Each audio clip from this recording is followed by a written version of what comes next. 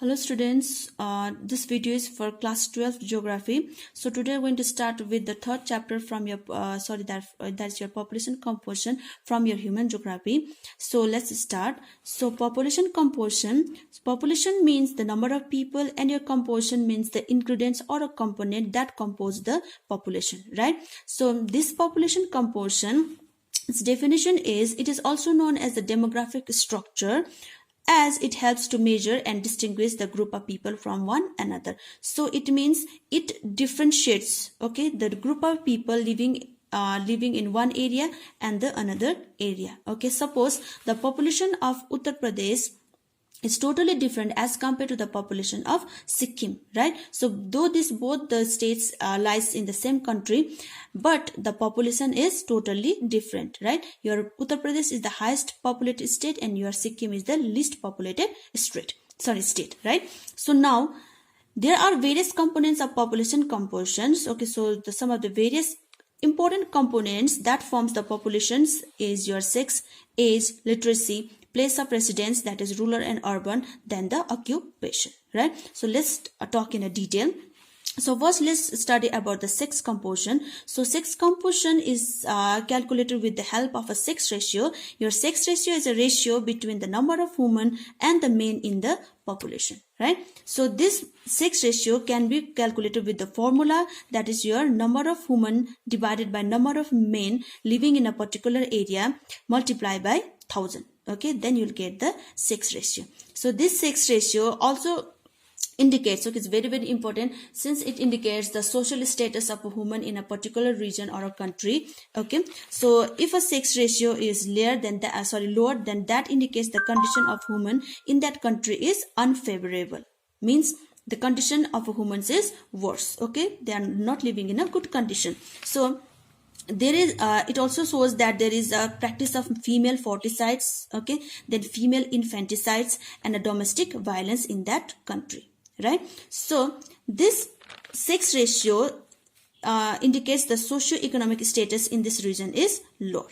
Okay, so now, like suppose in some of the Asian countries, okay, some of the Asian countries like China, Pakistan, India, Saudi Arabia, the sex ratio is lower. Okay, whereas the European countries like USA, France, Russia, the sex ratio is high. That means the female's condition is good in the European countries and it is unfavorable in the Asian countries, right? So that is about it. Next is your age structure. So age structure, it refers to the number of people belonging to different age groups. Okay, right? So this age group has been divided into three categories, that is children, adult and the old age group. Okay, so the child who falls under 0 to 14 years is your children's group, 15 to 59 is your adult group and 60 above is your old group, right? So among these three, your children's group and your adult group is dependent group. Okay, they are dependent on the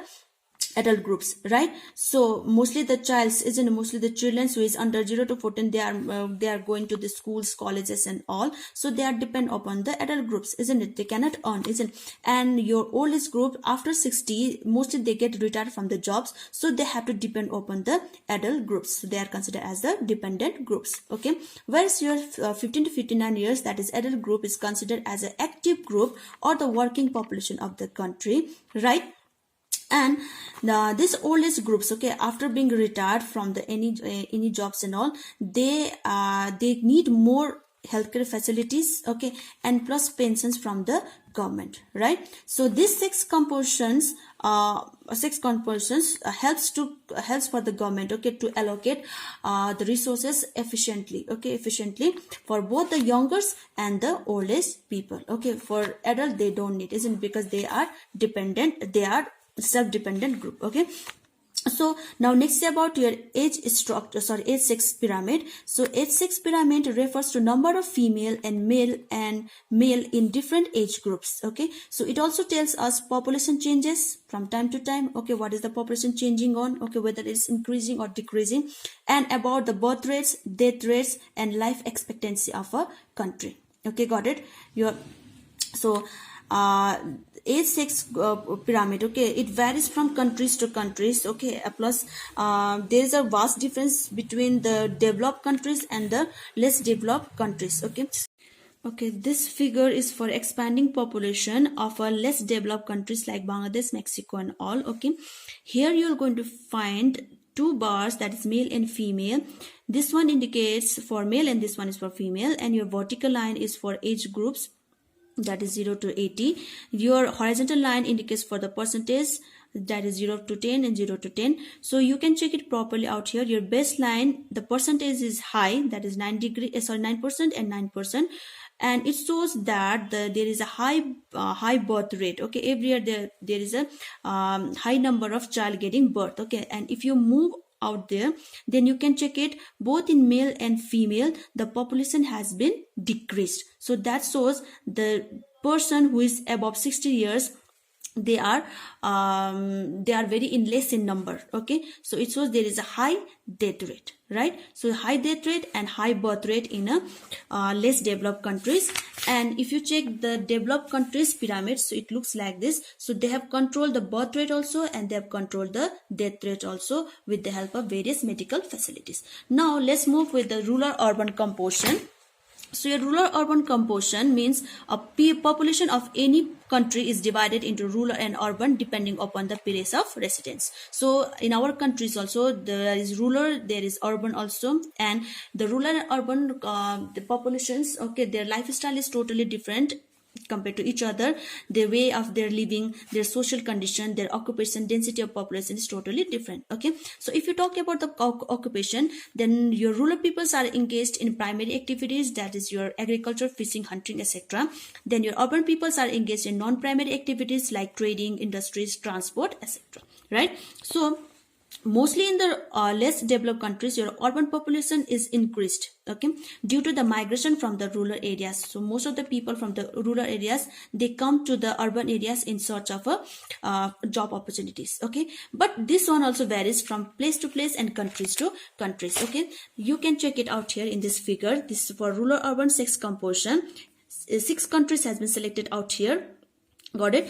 This one, your vertical line shows for the females per 1000 males, okay. This your gray color indicates for a rural, your black color for the urban, got it. So this one, these numbers are for females, okay, females of the countries, okay, who are engaged in rural and the urban sectors, right?